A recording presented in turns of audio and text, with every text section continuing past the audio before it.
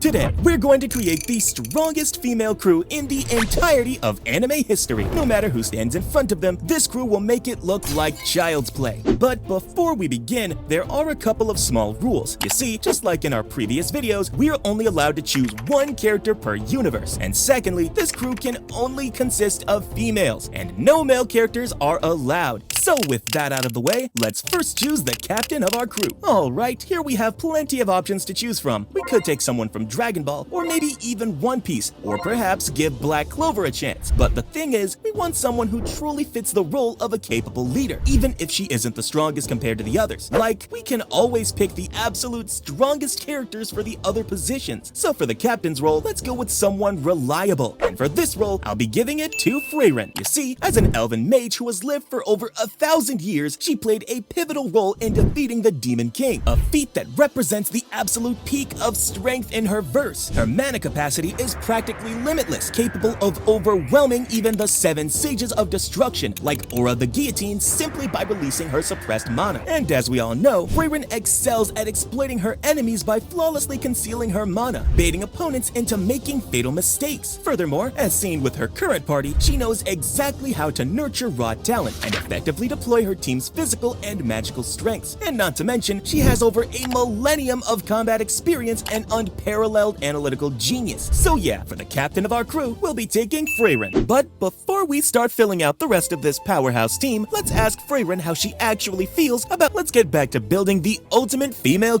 crew. Next, it's time to choose the right hand for our crew. Okay, for this one, I'll directly be picking Android 18 from the Dragon Ball verse. You see, as the right hand, you need someone who is not only a powerhouse, but also tirelessly reliable. And Android 18 fits that criteria perfectly. She possesses an infinite energy reactor, which grants her unlimited stamina. While others may tire or run out of energy, she can remain at peak performance indefinitely, making her the perfect enforcer to deal with any enemy the captain can't be bothered with. Not only that, she's also incredibly strong, as seen when she toyed with Super Saiyan Vegeta. Her power clearly exceeds planetary destruction levels, and if we consider Dragon Ball Super, she even fought against multiverse level threats there. So yeah, she's definitely not someone to be taken lightly. Also, her cool and pragmatic personality balances Freyren's laid-back nature quite well. So yeah, for this role, Android 18 it is. We talked about the right hand, but what about the left hand next? Now, since we picked Android 18 as our first mate, who was basically a planetary level threat, it's only fair we choose someone of a similar level for the left hand as well. So for this one, why not go with Kaguya Otsutsuki from the Naruto verse? You see, Kaguya is the progenitor of chakra, possessing power that can literally reshape reality. While Android 18 offers physical reliability, Kaguya brings completely broken hacks abilities that conventional strength simply can't counter. She can instantly shift the entire battlefield into 6 different dimensions, like lava, ice, deserts, and more, using Ami no Minaga, forcing enemies to fight entirely on her terms. Her all-killing ash bones bypass durability altogether, disintegrating anyone they pierce on contact, making them essentially a guaranteed one-shot kill. Not to mention, she possesses the expansive truth-seeking ball, an attack capable of obliterating an entire dimension and recreating it from scratch. She's also effectively immortal and cannot be killed, only sealed. So yeah, for the left hand, there's really no better pick than Kaguya Otsutsuki. Now with our monster trio in place, it's time to find a navigator for our crew. And honestly, there's no need to debate here. We already have the perfect candidate. Who, you ask? Well, obviously we're going with Nami. You see, Nami is the undisputed queen of navigation, possessing a near supernatural ability to sense even the slightest changes in atmospheric pressure. She's one of the very few people capable of navigating the new world's chaotic, logic-defying oceans, and she's not that weak either. She possesses the sorcery Climattact, and more importantly, Zeus, allowing her to unleash devastating lightning attacks when needed. So yeah, there's really not much to say here. Nami is the perfect navigator for our crew. Next, it's time to pick a cook for our crew. Okay, so here we could choose Charmy from the Black Clover verse, but I won't be using Black Clover here because I have something else planned for it. So instead, why not choose Asuna Yuki from Sword Art Online? Now, we're taking her cooking skills from real life, not the in-game version. And in the real world, Asuna transferred her maxed out dedication to cooking from the virtual world into reality, becoming an excellent chef, capable of preparing high-level nutritious meals. Now, I agree that she's basically human and doesn't possess the superhuman strength needed to compete with the other characters on this list. However, she still has incredible mental fortitude, which she developed by exploring dangerous dungeons and completing risky missions in Sword Art Online. So yeah, for our cook, I'm going with Asuna Yuki. Now before we move ahead, if you're enjoying the video so far, make sure to like the video and hit that subscribe button to get the best anime content out there. Next, it's time to pick a rookie for our crew. For this role, I have one character in mind, and that is none other than Maki Zenin from the Jujutsu Kaisen verse. You see, Maki's awakened heavenly restriction makes her a complete anomaly. Because she possesses exactly zero cursed energy, she's entirely untrackable by standard energy sensing techniques. And she isn't weak either. In the Shinjuku Showdown arc, she threw hands with the King of Curses Ryomen Sukuna, managed to tank 2 of his black flashes, and even dodged his world-cutting slash, a speed and sensory feat that easily places her among the elite. Furthermore, armed with the Split Soul Katana, Maki doesn't just cut physical bodies, she bypasses physical durability entirely and strikes directly at the soul. In battle, she can slip past enemy defenses and deliver a devastating, soul-cleaving one-shot. And since she's still young, well, not counting the Modulo one obviously, there's plenty of room for her to grow even stronger within this crew. So for the rookie position, we're going with Maki Zenin. Next, let's pick an assassin for our crew. Alright, here we have 2 options to choose from. The first one is Yor Forger. Known as the Thorn Princess, Yor possesses incredible superhuman strength and speed. Her strength is so immense that she often struggles to hold it back in everyday life. But even then, I won't be picking her here, because at the end of the day, she's still just a human with peak physical conditioning. Which brings us to our second option, who is none other than Akame from Akame ga Kill. Now, Akame is the true personification of one shot, one kill. While the other crew members rely on overwhelming destructive power, Akame offers absolute lethality. She wields the Teigu Murasame, a cursed blade coated with a poison so potent that even a single scratch guarantees death. Once the skin is cut, the curse stops the heart instantly. There is no antidote and no defense other than simply not getting hit. Her combat prowess is also elite. Her greatest feat is defeating General Esdeath, the strongest character in her verse, who could even freeze time itself using Mahapadma. Akame managed to outmaneuver her with supreme agility and after images, proving her speed is hypersonic and her battle IQ is on a genius level. Furthermore, she also possesses a trump card, Little Warhorn. By cutting herself and accepting the curse's demon, she gains a massive boost in both speed and power. So yeah, for this role, there's really no better pick than Akame. Next, let's find a doctor for our crew. Okay, so here we have a lot of options to choose from. We have Elizabeth from 7 Deadly Sins, Mimosa from Black Clover, Wendy from Fairy Tail, and many more. But the one I'm actually going for here is none other than Orihime Inoue from Bleach. You see, Orihime is basically a reality warper whose healing trespasses into God's territory. Her ability, Soten Kishun, doesn't simply heal wounds, it rejects the event of the injury itself. She denies that the damage ever happened, reverting the target's body to a previous state. Her feats are absolutely absurd. She completely restored Grimjow's arm after it was disintegrated into nothingness. Even more terrifying, she can even reverse death if she acts quickly enough, just like when she saved Meneli. And in the 1000-Year Blood War, her power scaled to the absolute peak of her verse. Her defensive shield, Santen Keshun, was strong enough to block attacks from Soul King Yawatch, a being capable of destroying 3 worlds, which basically means that as long as she is alive, no damage to the crew is permanent. So for this position, we're going with Orihime Inoue. Next up, it's time to pick a swordsman. And for this role, why not go with Cha Hein from Solo Leveling? As the strongest female S-rank hunter in her verse, she wields the Sword Dance, a fighting style that combines graceful movement with devastating piercing power. Her attacks are continuous and fluid, allowing her to overwhelm opponents with a barrage of high-speed strikes that leave almost no opening for counterattacks. Her sensory abilities are also a unique asset. She's the only hunter capable of smelling mana, which allows her to track enemies, identify weak points, and instinctively gauge power levels. During the Jeju Island raid, she was the only S-rank hunter capable of visually tracking and parrying a blow from the Ant King, a monster that had just instantly decapitated Japan's strongest hunter, Goto Ryuji. Later on, she even defeated Igris in a sparring match, shocking Jinwoo with her raw speed and adaptability. So for this position, we're locking in Cha Hein. Next, we need a strategist. For this one, I'm going with none other than Makima from Chainsaw Man. You see, Makima is the ultimate Machiavellian mastermind. As the control devil, she doesn't just formulate plans, she forces the world to abide by them. A strategist requires intel, and Makima possesses possesses near omniscience, as she can listen through the ears of lower life forms like rats, birds, insects, and many more, essentially turning the entire planet into her surveillance network. Her strategic feats are also terrifyingly long-term. She orchestrated the entire public safety saga, manipulating the Yakuza, foreign governments, and even the gun devil itself, all to psychologically break Denji. Most importantly, she brings something close to risk-free warfare. Her contract with the Prime Minister transfers any fatal damage she receives to a random Japanese citizen. This allows her to walk into deadly situations without fear, knowing she'll simply stand back up while her enemies exhaust themselves. She basically plays 4D chess, where she owns all the pieces, including the opponents, which makes Makima the perfect candidate for this position. We talked about the strategist, but what about the scientist next? And for this one, we're going with Echidna from ReZero. Known as the Witch of Greed, Echidna is driven by an insatiable thirst for knowledge. She doesn't just study the world, she reverse engineers it. One of her greatest scientific achievements is artificial life creation. She successfully created fully sentient artificial spirits and mass-produced the Ryuzu clones, effectively mastering the science of cloning and soul transfer. She also possesses the Book of Wisdom, an artifact connected to the world's memory that grants her near omniscience, allowing her to access information from the past, present, and even the future. This means she can analyze an enemy's capabilities or biological structure before the battle even begins. And with her knowledge, she could potentially make Freyren even stronger by analyzing her biology, or perhaps create hundreds, maybe even thousands of clones of Android 18 and Kaguya, making our crew far more overpowered than it already is. So yeah, for the scientist of the crew, we're going with Echidna. Next, it's time to pick a summoner for our crew. For this role, there's really only one character who fits perfectly, and that is none other than Lucy Heartfilia from Fairy Tail. As a celestial spirit mage, she wields the 10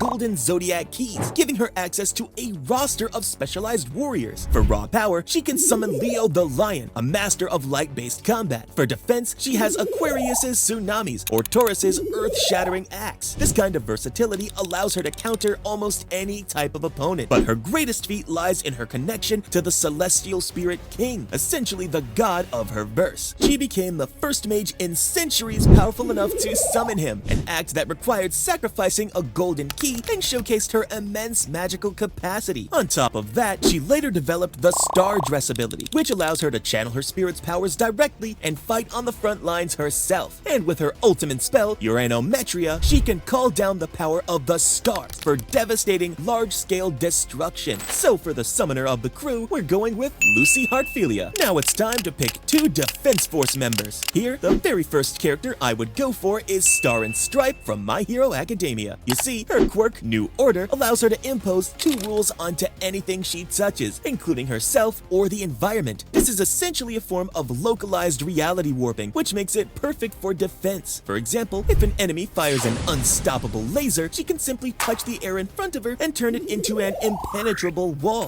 The only downside to this ability is that she needs to touch the object to apply the rule. So if someone can blitz her or overwhelm her with speed, she might not be able to react in time. And to cover that weakness, the second character we have is Tatsumaki from One Punch Man. While Star and Stripe imposes defensive rules, Tatsumaki enforces them with raw, overwhelming power. And as an S-class hero, she is the most powerful psychic in her verse. Her telekinesis is so immense that she can create barriers capable of tanking a direct bombardment from an alien warship that leveled an entire city in seconds. Her greatest defensive feat occurred during her fight with Psycho's Orochi, a fusion powerful enough to slice off a chunk of the Earth's crust with a single beam. Tatsumaki not only created a continent-spanning barrier to protect her allies, but also physically twisted the entire foundation of Z City into a spear to impale her opponent. So for the defense force, we're going with Star and Stripe and Tatsumaki. We've talked about the defensive force, but what about the offensive force next? Here, the very first character I would go for is Milim Nava from That Time I Got Reincarnated as a Slime. You see, Milim is the embodiment of absolute overwhelming destruction. As one of the oldest true demon lords, her offensive capabilities are practically unrivaled. She possesses the ultimate skill, Wrathful King Sataniel, which generates infinite magical energy, and the longer a battle continues, the more her power scales, turning her into an unstoppable engine of devastation. Her signature attack, Drago Nova, uses Stardust, the densest form of energy in her universe. This attack triggers a highly compressed supernova-like explosion capable of completely erasing anything it touches, a power she famously used to casually obliterate the kingdom of Eurazania. But she isn't the only one here, because the second character I'm going with is Mereoleona from Black Clover. As the uncrowned, undefeated lioness, she possesses physical and magical combat abilities that completely surpass human limitations. One of her defining traits is her mastery of Mana Zone and her spell Hellfire Incarnate, which allows her to assimilate ambient mana to constantly boost her physical strength and the intensity of her flames. During the later arcs of the manga, her power grew so exponentially that she even bypassed the natural laws of her world, shredding her physical body and becoming an entity made of pure mana. In this state, she gained enhanced intangibility, could instantly regenerate severed limbs from pure energy, and even brawled with supreme devil hosts like Morris. And not to mention, both Milim and Mereoleona possess abilities that allow their power to continuously increase the longer they fight. So even if an opponent somehow survives their initial assault, this duo will only grow faster, hotter, and more destructive until the threat is completely eradicated. So for the offensive force, I'm going with these two absolute monsters. And lastly, it's time to pick a wild card for our crew. For this role, I have one character in mind, and that is Merlin from Seven Deadly Sins. You see, in a crew overflowing with planetary level threats like Milim, Android 18, and Kaguya, along with reality-bending defenders like Star and Stripe, Merlin acts as the ultimate glitch in the system. She fits the wild card role perfectly because she doesn't rely on raw destructive power. Instead, she provides absolute magical manipulation that can fill almost any tactical gap. Her canon trump card is her innate magic Infinity, which allows any spell she casts to last indefinitely without requiring additional mana. For our crew, this makes her an unparalleled force multiplier. For example, she can cast Perfect Cube, an unbreakable demon realm barrier to isolate a high threat enemy in a one-on-one fight with someone like Akame or Mereoleona, practically guaranteeing a kill. And if an enemy uses complex magical barriers that our crew can't bypass, Merlin can simply erase them instantly with absolute cancel. That's why she's the wild card, because she ensures the crew's victory by permanently breaking the rules of whatever magic system the enemy relies on. So for our wild card, I'm going with Merlin. Click on this video next to where we made What If the New Gen Females Fought the Old